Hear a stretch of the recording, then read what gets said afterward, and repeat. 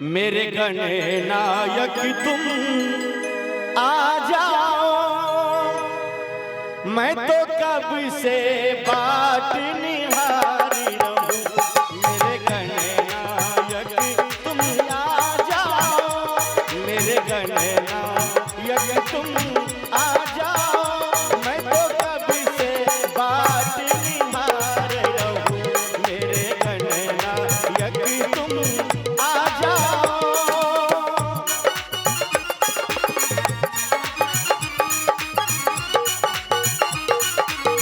Monitor में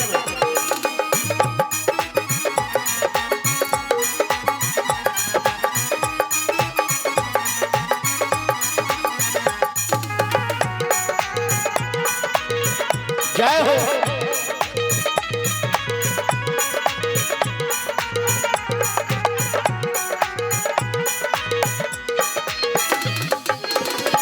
मेरे भैया मुझसे पूछे हैं,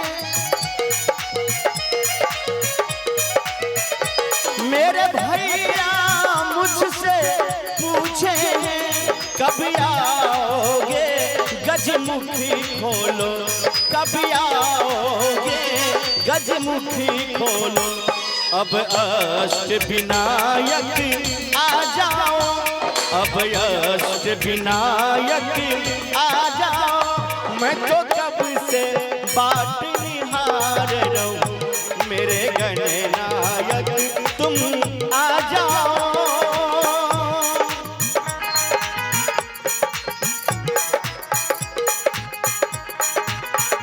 जय हो।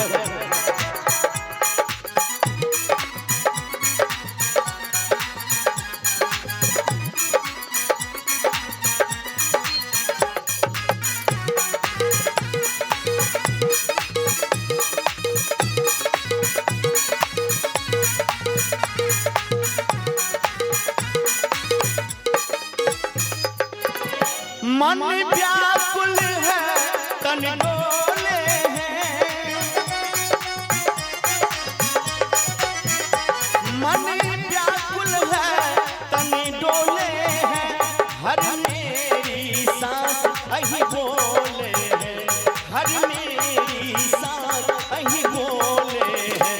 अब गौरी नंदन आ जाओ, अब गौरी नंदन आ जाओ, मैं तो कभी से बाट निहार रहूं। मेरे गणनायक तुम आ जाओ।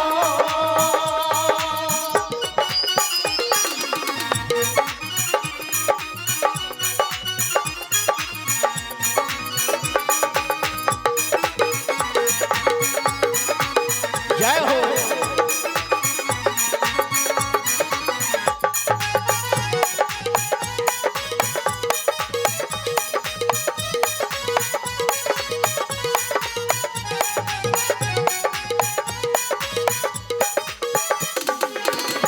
गौरा के मन का तू गौरव, गौरा के मन का तू गौरव, गौरा के मन का तू गौरव, शिव जी के अखियों के तारा, शिव जी के अखियों के तारा।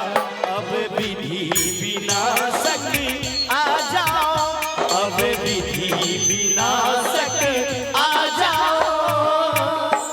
कैसे। जो मोबाइल वहीं पे काम करता है जहां पे टावर होता है, और गणेश भगवान के भजन में ताली वही बजाता है जिसके हाथों में पावर होता है। जय हो। बोले गणेश भगवान की जय। मेरे गणनायक